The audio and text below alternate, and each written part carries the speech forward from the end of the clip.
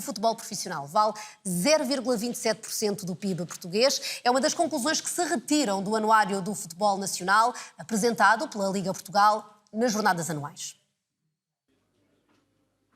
O futebol profissional português gerou na época 2022-2023 987 milhões de euros, contribuindo com 667 milhões para o produto interno português, um aumento de 8% em relação à temporada anterior.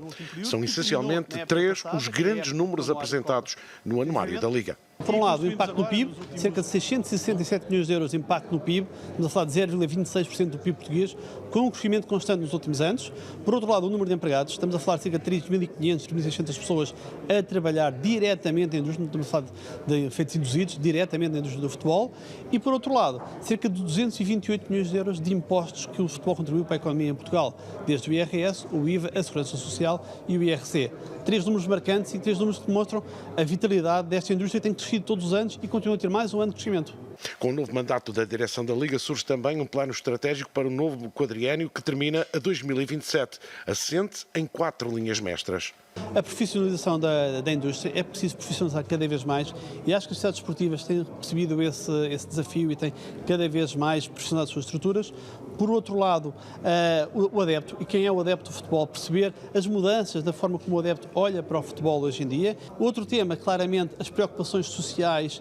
E se calhar o que falamos hoje em dia, tanto do ESG e do Environmental Social Governance, no fundo, como é que o futebol é sustentável. Por outro lado, a centralização é um ponto importante no sentido em que achamos que vai transformar o futebol em Portugal, achamos que vai de alguma forma transformar as receitas para o futebol e pô-las de uma forma que permita aumentar a competitividade dos clubes mais pequenos. E esse é um grande tema, porque os clubes mais pequenos hoje em dia há uma decalagem muito grande para os maiores clubes. E a centralização, acreditamos nós, vai permitir esbater estas diferenças, garantindo, obviamente, que ninguém vai perder receitas neste processo e achamos que são temas relevantes para o futebol em Portugal. O Anuário da Liga relativo à época 2022-23 foi apresentado no decorrer das jornadas anuais da Liga.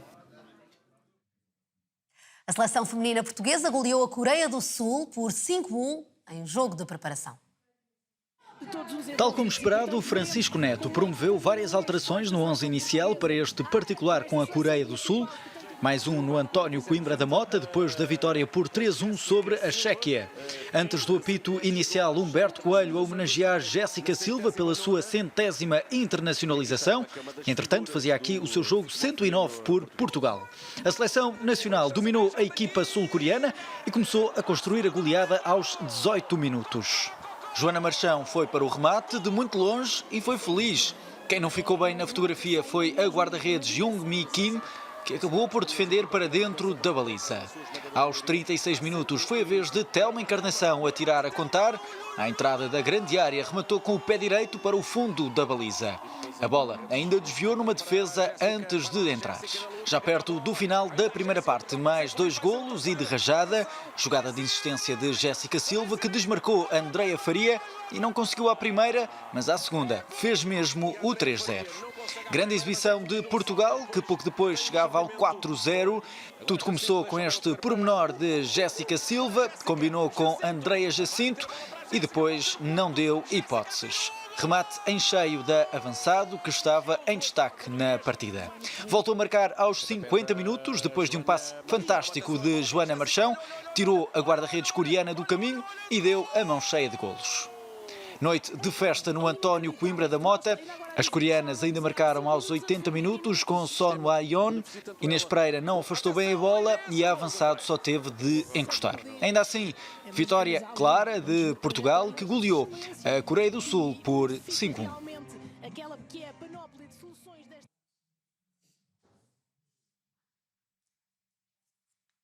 No último mercado de inverno, as transferências internacionais das jogadoras de futebol atingiram números recorde, com um aumento de 150% do valor gasto em relação ao ano anterior. Uma tendência que é reflexo do crescimento do futebol no feminino. Tema para a conversa com a empresária Raquel Sampaio. Está hoje na Sport TV. Raquel, obrigada pela sua presença e disponibilidade para falar connosco sobre este tema tão pertinente. Obrigada pelo convite. Obrigada. De facto, os números estão aí. Segundo os dados da FIFA, foi 1.960.000 euros no que toca às transferências de jogadoras em janeiro. Que significado é que tem este aumento e também tendo em conta a realidade da Raquel, sendo que, de facto, esta é a tendência recente? Sim, sem dúvida nenhuma. Eu acho que isto é uma bola de neve e, portanto, o crescimento do futebol feminino não vai abrandar nos próximos anos. Fruto disso foi, obviamente, esta dupla. Temos quebrado este recorde no mesmo mercado por duas vezes. Acredito que este recorde provavelmente vai já ser outra vez quebrado no próximo mercado de verão. Sim. E a tendência é, sem dúvida nenhuma, haver cada vez mais transferências, para as jogadoras também, obviamente, não terem receio de fazer contratos mais curtos, porque antes o que existia, obviamente, era elas, sabendo que não havia transferências, optavam e queriam fazer contratos mais de curta duração. E agora a tendência é como os homens, é fazer contratos longos, sabendo que, obviamente, elas podem sair a qualquer momento e que a qualquer momento qualquer clube as pode vir comprar. Já vou questionar relativamente à realidade nacional, mas para enquadrarmos, falava aí nessa questão dos recordes batidos. Mayra Ramírez foi contratada pelo Chelsea ao Levante por um valor estimado de 450 mil euros. Foi um número que foi recorde na altura. E depois, menos de 3 semanas depois, há uma atleta que foi contratada pelo BFC dos Estados Unidos da América por qualquer coisa como 800 mil euros, quase o dobro, e nesse período bem curto de tempo. Isto é elucidativo da evolução a que estamos a assistir e o ritmo a que está a acontecer. Sem dúvida, e é muito interessante e curioso que são duas jogadoras que vêm do Campeonato Espanhol, que é um campeonato que está super valorizado, é um campeonato que para mim neste momento, a par da Liga Inglesa, são as melhores ligas europeias. E portanto, sem dúvida nenhuma que é elucidativo da realidade que estamos neste momento a viver e que vamos continuar, sem dúvida, a acompanhar. E até que ponto é que isto nos toca, tendo em conta a realidade do mercado nacional? Acima de tudo, dá-nos esperança também de começarmos a fazer aquilo que já fazemos nos homens, que é sermos um mercado exportador, não é? E uma plataforma para estes grandes ligas europeias. Portanto, temos conseguido atrair, acho eu, talento para Portugal.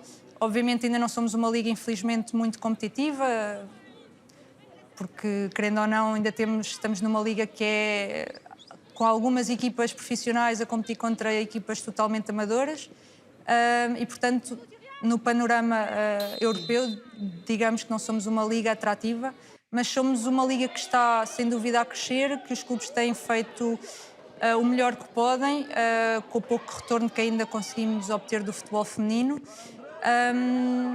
Somos um bom país, boa cultura, boa comida, bom futebol, é um futebol atrativo e técnico e, portanto, somos uma liga interessante para sermos aqui, se calhar, uma plataforma para outras grandes ligas europeias. Há aqui um papel bastante importante, o da Federação Portuguesa de Futebol, que vai investir quase 8 milhões de euros só no futebol feminino nas próximas 2 épocas, precisamente com o objetivo de aumentar a competitividade do futebol lá fora também, na Europa.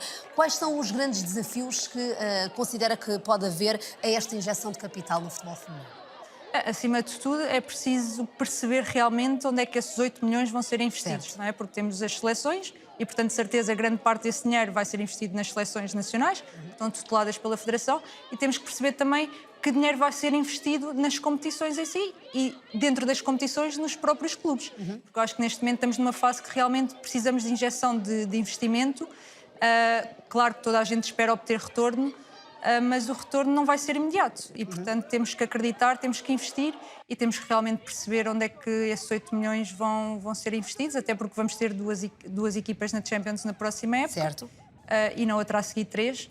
E, portanto, de certeza absoluta que isto vai permitir trazer outro tipo de jogadoras, porque muitas jogadoras têm a ambição e o sonho de jogar na Champions League e, portanto, quem lá for tenho a certeza absoluta que vai conseguir atrair outro tipo de jogadoras. Agora, era muito importante, eu estou sempre a batalhar nesta palavra, que é a profissionalização, porque só com a profissionalização conseguimos aqui várias coisas, que é, uma delas, sem dúvida, reter o nosso talento nacional, porque o que está a acontecer, muitas jogadoras acabam, por não sermos uma liga competitiva, acabam por querer imediatamente sair, aquelas que têm mais talento, e depois, querendo ou não, temos ainda jogadoras que durante a semana treinam a horas que se calhar não são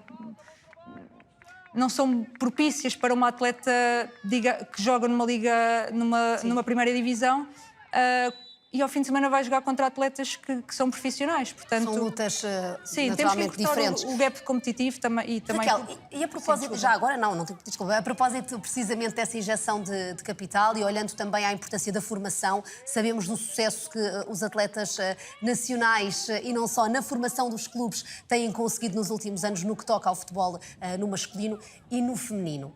Há espaço e há condições para pensarmos numa formação cada vez maior e com impacto direto na qualidade do nosso futebol. Sem dúvida nenhuma. Se antes não tínhamos qualidade em quantidade, eu acho que agora está a começar, esse paradigma está a começar está a alterar e já vemos cada vez mais qualidade em quantidade. E fruto disso também, e o que eu noto enquanto empresária e agente jogadoras, é que os clubes de fora começam cada vez mais a olhar para a jogadora portuguesa em idades inferiores, ou seja, a partir dos 16 anos. E isto, obviamente, é um sinal também de mudança. Pode ser por vários motivos, porque, obviamente, o mercado está a mudar muito rápido. Sim. E o investimento começa a ser muito grande e o retorno ainda não é o que os clubes esperam.